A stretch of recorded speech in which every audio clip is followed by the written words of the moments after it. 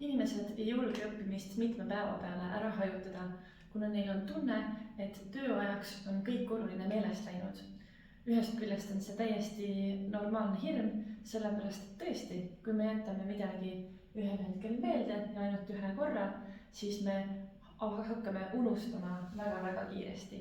Seda nimetatakse unustamiskõveraks.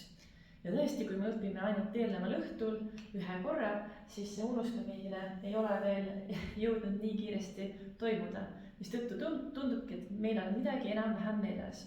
Küll aga ei ole sellest meetodist pikaajaliselt kasu, sest lõpetuseks ikkagi info ununeb kiiresti ning seda raskem on meil järgmine kord uusi asju õppida, kuna meil eelmised teadmised on juba meelest läinud.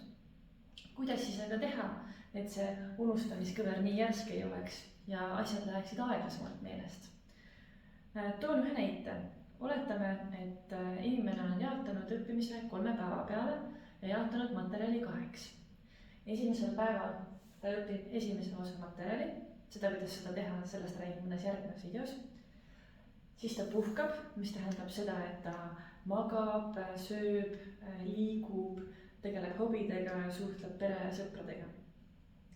Kui ta järgmisel päeval alustab õppimist, siis alustuseks ta meenutab, mida ta eelmisel päeval õppis ning seejärel keskendub meeldejätmisele ainult nendele teemadele, mis nii hästi meelde ei jäänud.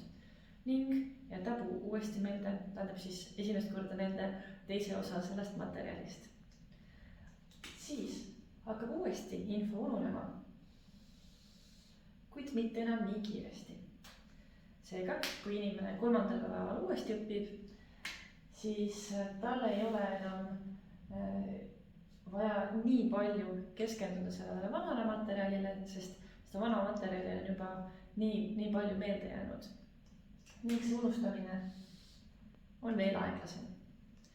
Kokkuvõtteks, tõhusamaks õppimiseks on oluline mitme päeva jooksul jaotada tegevused nii, et lisaks uue materjali õppimisele hõlmaksid need ka vana materjali meenutamist, siis teadmiste korrastamist ja uuesti meelde jätmist mingisugusel teisel moel.